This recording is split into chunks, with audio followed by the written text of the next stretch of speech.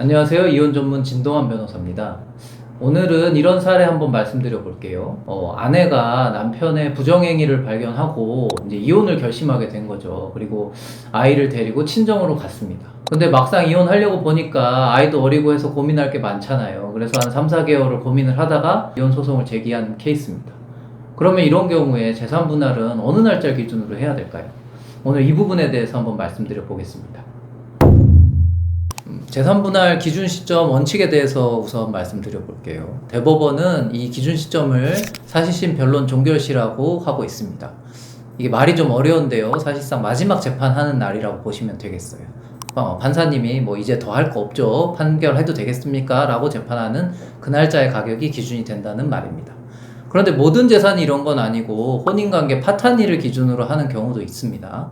그러면 혼인관계 파탄일을 언제로 볼 건가가 또 문제가 될 텐데요. 예를 들어서 두 부부가 명백하게 별거를 했다. 그럼 그 별거한 날짜가 기준이 되고요. 별거를 했는지 아니면 별거에 대해서 양쪽이 좀 다른 의견을 갖고 있고 뭐 따로 살긴 하지만 두 사람 사이에 계속 뭐 생활비 같은 건 오고 가서 돈 문제가 복잡하게 설캔다든지 이런 경우라면 그냥 소송을 제기한 날짜를 기준으로 하기도 합니다. 아까 사례에서 말씀드려 보면 바람핀 남편 때문에 아내가 집을 나온 케이스였는데 그렇게 집을 나와서 완전히 남처럼 몇 개월을 지냈다. 그럼 집을 나온 그 날짜가 기준일이 되는 게 맞고요. 집을 나오긴 했는데 계속 생활비는 주고받으면서 뭐 상대 보험료 내는 거 있고 카드도 남의 카드 쓰고 뭐 이렇게 섞여 있다면 이거를 하나하나 분리해내는 게 너무 어려운 작업이기 때문에 이런 경우는 소재기일이 기준이 된다고 보실 수도 있겠습니다.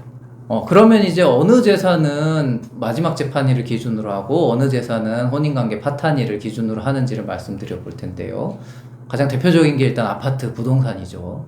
부동산이나 뭐 주식, 뭐 쉽게 말하면 물건류 보시면 되겠습니다. 자동차까지 포함해서. 이거는 뭐 그대로 있는데 가격만 왔다 갔다 하는 거기 때문에 이런 재산들은 마지막 재판일을 기준으로 합니다. 물론 여기서도 이제 주식이 좀 문제가 될 수 있겠죠. 주식을 중간에 사고 팔고 하는 경우가 많기 때문에 이런 경우는 하나하나 정리하기가 어려워서 소재기일을 기준으로 그냥 정리하는 경우도 있다. 이 정도로 말씀드리면 되겠습니다. 그런데 뭐 예금, 적금, 뭐 보험에 대한 해약 환급금 이런 경우는 딱 액수가 특정이 되잖아요. 파탄이 났는데 그 액수가 변동되는 부분을 상대한테 기여가 있다고 보기 어렵기 때문에 이런 재산들은 파탄일을 기준으로 합니다. 그래서 쉽게 말하면 예금, 보험 해약 환급금, 뭐 대출금 이런 경우는 딱 파탄한 날짜가 25년 1월 1일이다. 그럼 25년 1월 1일에 계좌에 찍히는 잔액이 기준이 된다고 보시면 되겠습니다. 뭐 이런 경우들이 있으시죠. 뭐 예를 들면 주말 부부를 하시는 경우도 있고 완전히 별거를 하시는 경우도 있는데 이거 이렇게 생각하시면 돼요. 남들이 봤을 때 남처럼 살고 있는가? 그래서 아까 제가 말씀드린 것 중에 돈이 이렇게 두 분이 섞였는지가 중요하다고 말씀드린 게 그런 거예요. 실제로 파탄이 난 사람들이라고 한다면 돈이 섞이지 않죠.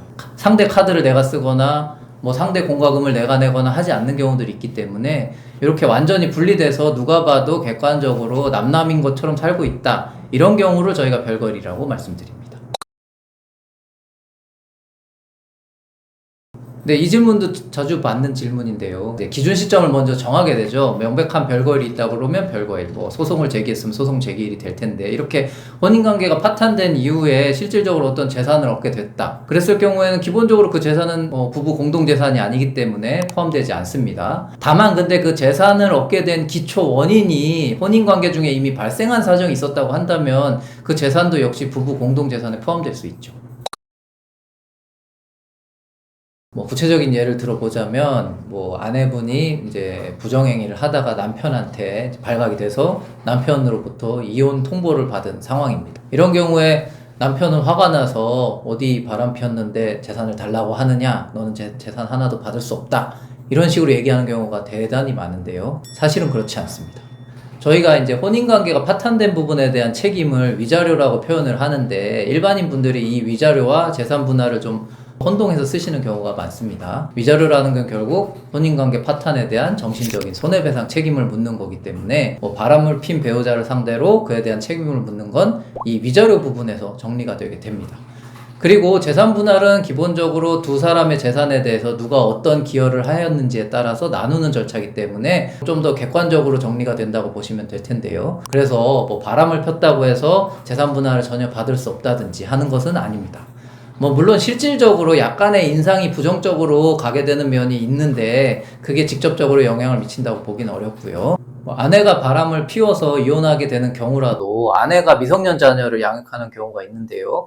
이렇게 되면 법원 입장에서는 사건 본인, 아이들이 가장 중요하기 때문에 아내 쪽에 조금 더 배려를 해줄 수도 있습니다. 재산 분할 과정에서요. 그래서 뭐 유책 배우자라고 해서 뭐 재산 분할에서 불리하게 되거나 아니면 유책 배우자가 재산 분할을 받을 수 없다, 이런 말은 사실과 다르다는 점 알아주셨으면 좋겠습니다. 이상입니다.